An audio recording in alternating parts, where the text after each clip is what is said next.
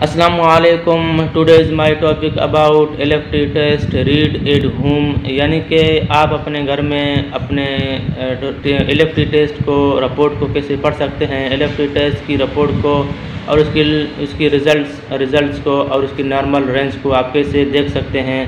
तो LFT test के बारे में समझने के लिए एलएफटी टेस्ट को कैसा पढ़ा जाता है, कैसा रीड किया जाता है और कैसा समझा जा सकता है, और एलएफटी टेस्ट में हम कौन से बीमारियों को डायग्नोसिस करते हैं, एलएफटी टेस्ट में हम कौन से बीमारियों को देखते हैं।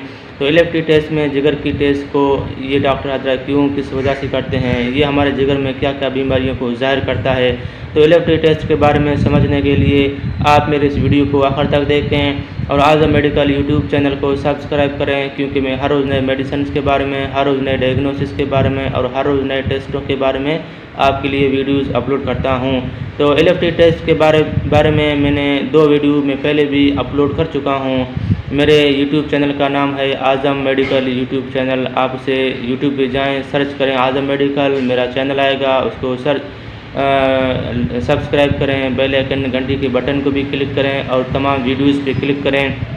और वीडियोस को नीचे एलएफटी टेस्ट के बारे में मैंने 2 वीडियो में अपलोड कर चुका हूं। आप उन दोनों वीडियोस को देख लें एलएफटी टेस्ट के बारे में, तो फिर ये वीडियो भी आपकी समझ में बआसानी से आ जाएगा। और पिछला वीडियो जो मैंने 2 अपलोड कर चुका हूं वो थोड़े आसान हैं, उनको आप बआसानी समझ सकते हैं। और ये वीडियो जो मैं अपलोड कर रहा हूं ये एलएफटी के टेस्ट के बारे में थोड़ा सख्त है। आप मेरे इन दोनों वीडियोस को देख लें तो फिर ये वीडियो भी आपकी समझ में बआसानी से आ जाएगा। तो एलएफटी टेस्ट दरअसल जिगर का टेस्ट है। इसमें हम जिगर की फंक्शंस को देखते हैं, जिगर की गलने सड़ने और जिगर की कैंसर को देखते हैं, और जिगर की सोजश, जिगर की बंदिश और जिगर की तमाम प्रॉब्लम्स को हम एलएफटी टेस्ट में देखते हैं। तो एलएफटी टेस्ट के टोटल 7 पैरामीटर होते हैं और ये तमाम जिगर की फंक्शंस को जाहिर करते हैं, जैसा कि बिलिरुबिन्स होते हैं, टोटल बिलिरुबिन, डायरेक्ट बिलिरुबिन, इनडायरेक्टर बिलिरुबिन्स, और इसके बाद फिर SGPT भी इसके अंदर होता है, और इसके बाद फिर SGOT होता है, इसके बाद अल्केलेन फॉस्फेट्स होते हैं, और इसके बाद जो है फिर गामा GT होता है। और ये तमाम पैरामीटर जिगर की फंक्शंस को जाहिर करते हैं। बिलिरुबिन्स यानी कि हमारे इंसानी खून यानी कि RBC जिसको रेड ब्लड सेल्स कहते हैं, और ये 90 दिन ज़िंदा रहते हैं, हमारे दिली और हड्डियों की गोदों में तैयार होते हैं, हड्डियों के मोरों से ये तैयार होते हैं जिसको बोन मेरो कहा जाता है। हड्डियों की गोदों से ये खून की सेल्स तैयार होते हैं और इनका खून की उम्र यानी कि रेड ब्लड सेल्स और ये सुर्खुलिया जिसको कहा जाता है, खून की उम्र 90 दिन है। और 90 दिन रहने के बाद, ज़िंदा रहने के बाद फिर ये टूट जाते हैं। टूट जाने के बाद फिर ये दिली और बोन मेरो में ये इनका रहना होता है। और ये RBC जब टूट जाता है, टूट जाने के बाद फिर बिलिरुबिन का अमल बनना शुरू होता है। तो ये टूट जाने के बाद बिलिरुबिन का अमल शुरू होता है और बिलिरुबिन जो है फिर हमारे जिगर से होता हुआ पित्ते की थैली में आ जाते हैं, और फिर वहाँ से चलते हुए फिर हमारे गुर्दे, फिर पेशाब के ज़रिए बाहर खारिज होते हैं।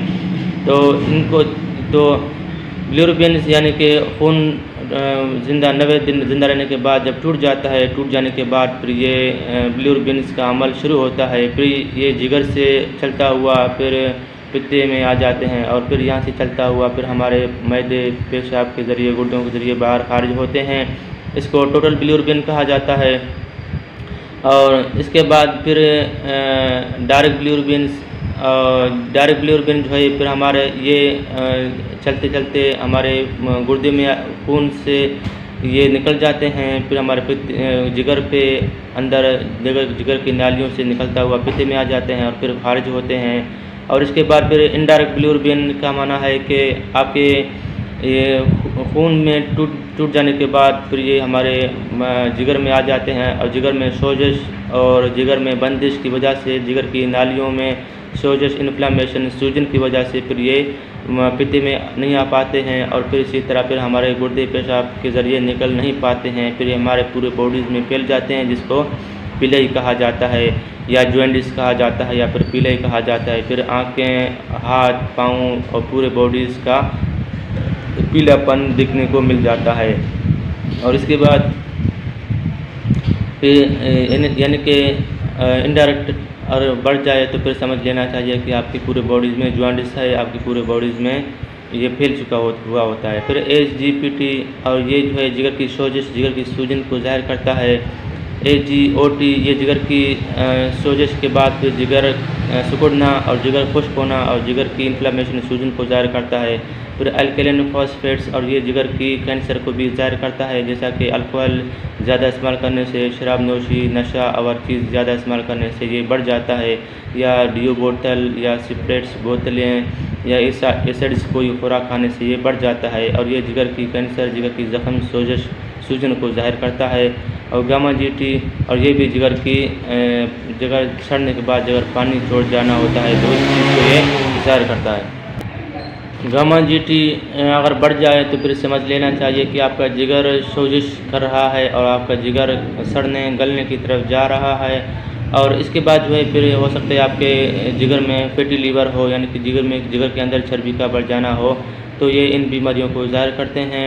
और बिलिरुबिन तब बढ़ जाता है जब पित्ते में या पित्ते की नाली में या जिगर की नाली में बंदिश हो, रुकावट हो, या ऐसा कोई सूजन की वजह से या ऐसा कोई पथरी की वजह से या फिर किचरी की वजह से रुकावट हो।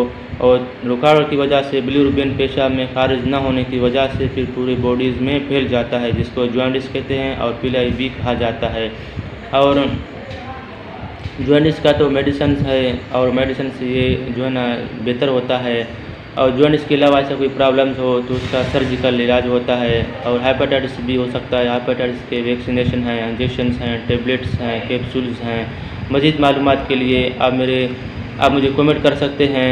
और मज़ीद मालूमात के लिए अगर आपकी समझ में नहीं आया ये वीडियो तो बराए मेहरबानी मेरे 2 वीडियो पहले भी मैं अपलोड कर चुका हूँ LFT टेस्ट के हवाले से, आप उन दोनों वीडियोज़ को देख लें तो फिर ये वीडियोज़ भी आपकी समझ में बआसानी से आ जाएगा। शुक्रिया, अपना ख्याल रखिएगा। अल्लाह हाफ़िज़।